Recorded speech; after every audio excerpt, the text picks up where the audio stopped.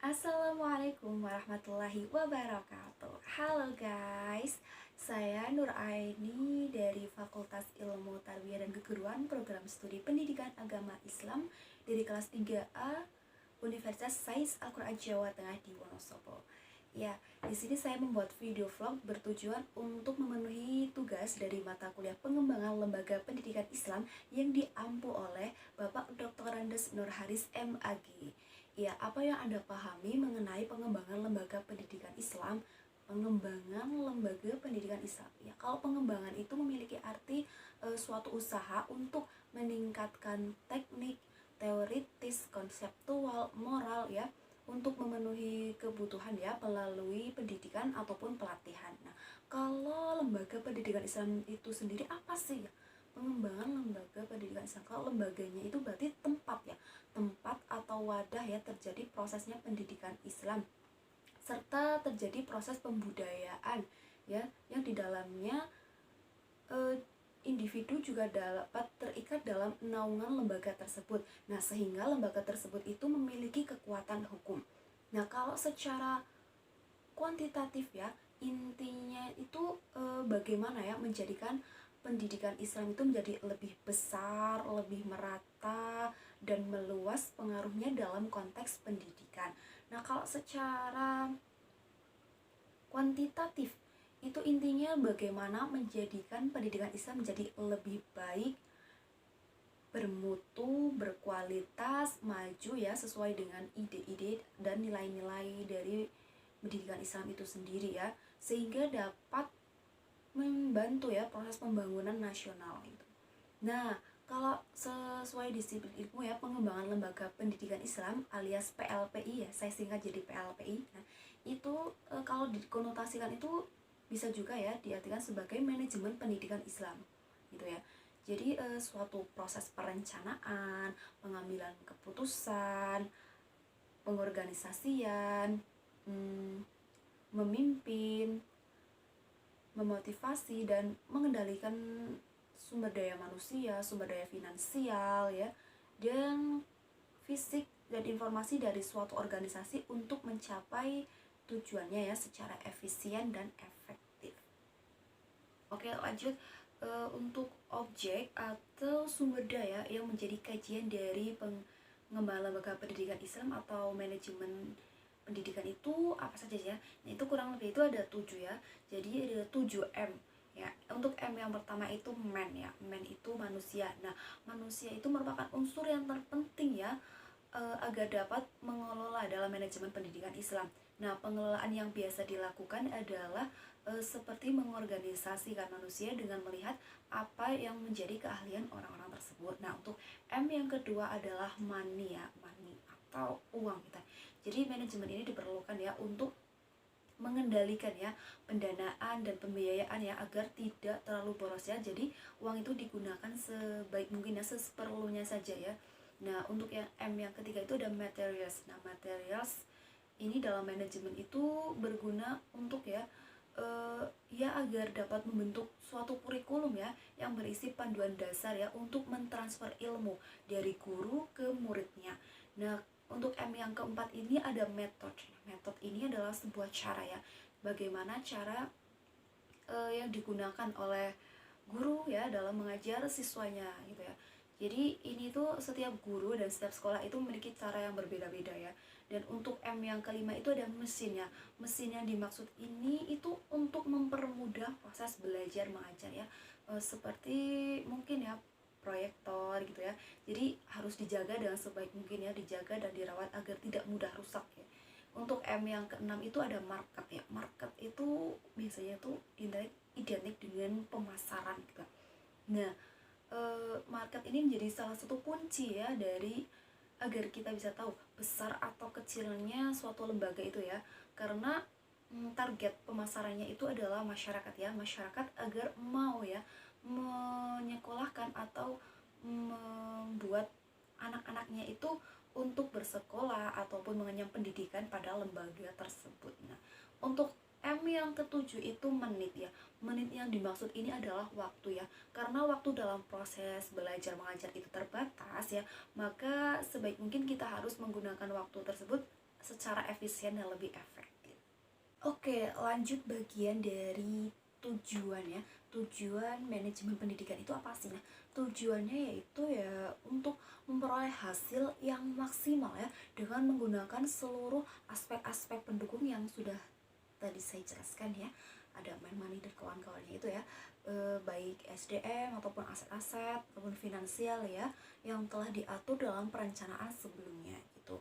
Nah, ternyata manajemen pendidikan itu juga dibagi menjadi beberapa klasifikasi ya. Yang pertama itu ada ruang lingkup. Nah, kalau klasifikasi menurut ruang lingkup ini biasanya tuh meliputi ada negara, provinsi, kota atau daerah gitu ya. Terus madrasah atau kelas itu.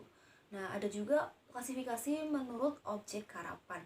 Nah, kalau menurut objek garapan ini ya meliputi ada murid, tenaga pendidik, kurikulum, sarpras, dan anggaran. Nah, untuk klasifikasi selanjutnya adalah klasifikasi berdasarkan fungsinya. Nah, ternyata kalau berdasarkan fungsinya itu juga terdiri dari beberapa ya. Yang pertama itu kalau kita lihat dari perencanaan atau planning ya. Jadi terdapat proses menyusun tujuan, sasaran, organisasi, atau ya intinya menyusun peta kerja gitu ya, untuk melibatkan cara pencapaian tujuan itu. Selanjutnya juga ada pengorganisasian ya, atau organizing. Nah, ini tuh merupakan suatu proses untuk menghimpun sumber daya manusia, modal, peralatan ya yang dibutuhkan ya, dengan cara yang efektif dan efisien ya, untuk mencapai tujuan yang telah ditentukan sebelumnya. Nah, selanjutnya juga ada pelaksanaan atau implementation ya.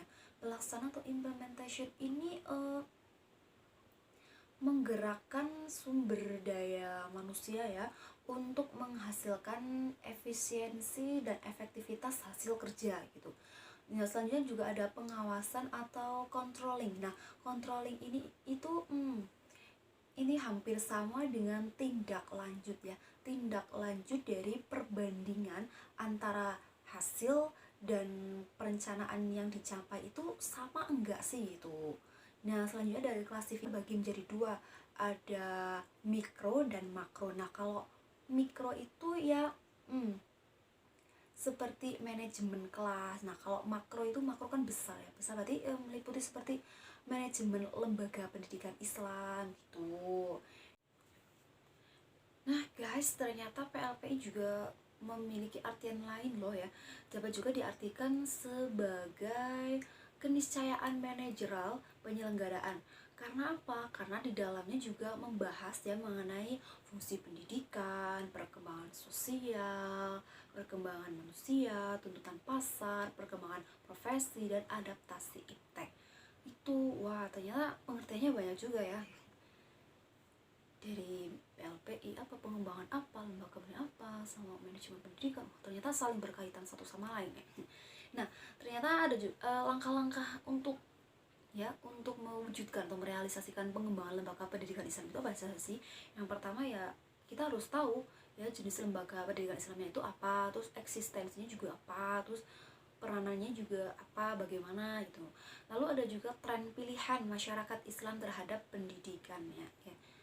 Tren ya, kalau sekarang kan banyak sekali ya para masyarakat itu lebih tertarik ya kepada pendidikan yang basicnya itu modern tapi tetap islami gitu. Ya seperti itu, mungkin bisa juga seperti sekolah swasta tapi yang basicnya islami, ataupun pesantren-pesantren yang ada modernisasinya gitu ya, tapi tetap mempertahankan nilai-nilai kepesantrenan sebelumnya ya. Terus ada juga temuan terkini ya, temuan terkini dalam lembaga pendidikan Islam itu apa saja. Terus ada juga peran legislasi pendidikan ya. Jadi ada legislasi itu berarti peresmian kayak pencatatan ya. Pencatatan peresmian agar diakui. Terus ada juga lembaga pendidikan Islam berdasarkan produk legislasi, terus teori pengembangan lembaga pendidikan Islam itu apa, terus ada juga studi kasus, karya nyata gitu ya. Nah, pemerintah itu sekarang itu menjadi lebih perhatian dengan lembaga pendidikan Islam yang ada ya. Jadi mereka itu mendukung ya agar bagaimana lembaga pendidikan Islam itu berkembang ya, berkembang sesuai dengan zamannya gitu ya. Seperti pemerintah juga membuat suatu sistem ya, sistem itu seperti ada data emis ya, untuk masuk ke data emis ada PD Pontren ya. Jadi itu merupakan suatu sistem untuk mencatat ya bahwa mereka itu terdaftar ya, para lembaga-lembaga itu terdaftar dalam Kementerian Agama gitu ya. Nah, mereka juga dapat mengajukan ya, mengajukan bantuan ya. Jadi sebenarnya pemerintah itu udah benar-benar perhatian banget ya, tergantung gimana kita memanfaatkannya ya. Seperti pemerintah itu udah menyiapkan dana ya, dana sekian gitu ya. Itu tergantung kalau misalnya kita membuat pengajuan ya, pasti bisa bisa cair dananya gitu ya, untuk mendukung kelangsungan perkembangan lembaga. Nah, itu nanti di data-data tersebut itu tercatat semua ya, mengenai ada jumlah santri, kurikulumnya apa saja yang diajarkan, apa saja, terus ustadz-ustadzanya itu siapa aja gitu. Jadi benar-benar tercatat semua. Jadi pemerintah itu juga bisa memonitoring, oh ini kurikulumnya ini, dan seiring berkembangnya zaman kurikulumnya juga semakin maju. Kayak seperti TPQ. Nah, TPQ itu kan Taman Pendidikan Quran. Nah, sekarang itu bukan hanya mengajarkan tentang Quran saja, ternyata mereka juga sudah mulai mengajarkan mengenai kitab kuning ya, walaupun itu masih dasar-dasarnya, karena kalau misalnya yang lebih tinggi lagi itu masuknya itu di pesantren ya.